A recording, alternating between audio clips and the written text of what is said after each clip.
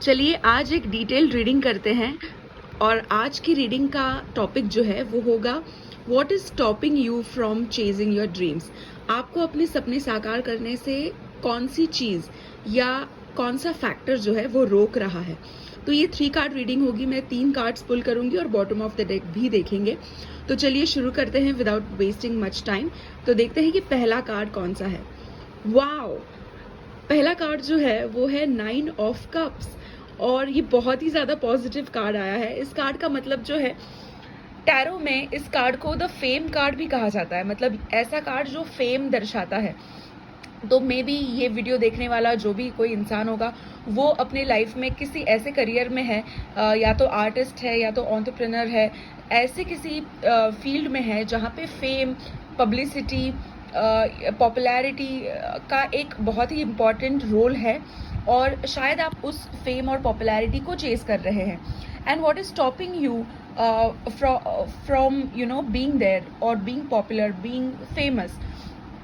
तो क्या होता है ना, जब हम फेम और पॉपुलैरिटी को चेज करते हैं तब अक्सर we end up getting disappointed. हमें दुख होता है, डिसअपॉइंटमेंट होती है कि अरे क्यों नहीं हो रहा, या फिर अभी तक मैं इतनी कोशिश कर रही हूँ, इतना कोशिश कर रहा हूँ, ये चीज़ वर्कआउट क्यों नहीं हो रही। तो इसका रीज़न ये है कि आपको फेम या पॉपुलैरिटी को चेज नहीं करना है। वो चीज़ तो अपने आप तक पहुँच जाएगी।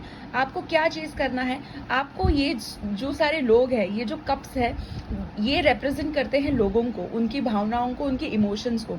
आपको लोगों के दिल को छूना है, उनके इमोशंस को, उनकी भावनाओं को छूना है। तो अपने आप जो है आप इनके सेंटर ऑफ अटेंशन बन जाएंगे, सेंटर ऑफ अट्रैक्शन आप बन जाएंगे। जैसे कि आप देख सकते हो ये जो इंसान है वो इन सारे लोगों के बीच में बैठा है, इनका सबका अटेंशन जो है वो इसके पास है। He is the centre of attention. वो कैसे हुआ centre of attention? Only by touching there hearts, only by connecting with their emotions. तो आपको ये करना है, आपको अपने आप फेम मिल जाएगी। तो ये पहला कार्ड है जो बहुत ही पॉजिटिव कार्ड निकला। चलिए देखते हैं दूसरा कार्ड क्या है। वाओ, दूसरा कार्ड जो है वो बहुत ही एक सीख देने वाला कार्ड है, द हैंग्ड मैन। अगर आप देख सकते हो तो ये लिखा भी उल्टा है, ये इंसान भी उल्टा लटक रहा है किसी पेड़ से। तो ये जो कार्ड है इसका मतलब ये है कि आपको ना फ्रॉड्यूलेंट चीज़ें या फिर जो चीज़ें प्रिंसिपल वाइज आपके तत्वों में नहीं बैठ रही, आपको गलत लग रहा है, तो वैसी गलत चीज़ें करके आपको आपके करियर में आगे नहीं जाना है। आपको ये सोच के रखना है कि अगर मुझे सक्सेसफुल होना है तो अपने दम पर, अपने सोच पे, अपने प्रिंसिपल से मुझे नहीं हटना है। भले बाकी लोग ये सारी चीज़ें करके आगे पहुंच रहे हो, मुझे फ़र्क नहीं पड़ता। I will go with my principles. जो मुझे सही लगता है, मेरा जो कॉन्शियंस है उसे मैं उससे प्रताड़ना नहीं कर सकती या नहीं कर सकता। तो ये जो हैंग्ड मैन है वो आपको यही बता रहा है कि अगर आप उल्टी सीधी चीज़ें करेंगे, ऐसी चीज़ें करेंगे जो फ्रॉड्यूलेंट है, जो गलत है, इलीगल है, या फिर आपके मन को सही नहीं लग रही, तो आपकी हालत भी ऐसी ही होने वाली है। आपको ऐसे ही, मतलब आप बीच में लटकते रहोगे। अगर आपको कहीं पहुंचना है तो आपको सीधी तरीके से जाना होगा। कई बार कहते हैं ना कि सीधी उंगली से अगर घी ना निकले तो उंगली टेढ़ी कर लेनी चाहिए। लेकिन जब काम की बात आती है, जब प्रिंसिपल की बात आती है, तो ये जो सेइंग है, ये जो प्रोवर्ब है, ये बिल्कुल काम नहीं करता। अगर आपको सीधे तरीके से अगर आप आगे जाएंगे तो ही सक्सेस सीधी तरीके से आप तक पहुंचेगी, because there is no shortcut for success. तो ये रहा दूसरा कार्ड। और चलिए देखते हैं तीसरा और आखिरी कार्ड कौन सा है। और तीसरा जो आखिरी कार्ड है वो भी बहुत ही पॉजिटिव और बहुत ही इंसाइटफुल कार्ड है, द हर्मिट। हर्मिट कार्ड जो है ना वो आइसोलेशन का कार्ड है, वो अकेलेपन का कार्ड है। आप अगर भीड़ भाड़ में हमेशा रहेंगे ना, दोस्तों से घिरे हुए रहेंगे, रिश्तेदारों से घिरे हुए रहेंगे, समाज में आप हमेशा पार्टीज में रहेंगे, लोगों से बातचीत करते रहेंगे, तो आपको अपने आप पे रिफ्लेक्ट करने का वक्त बहुत कम मिलेगा।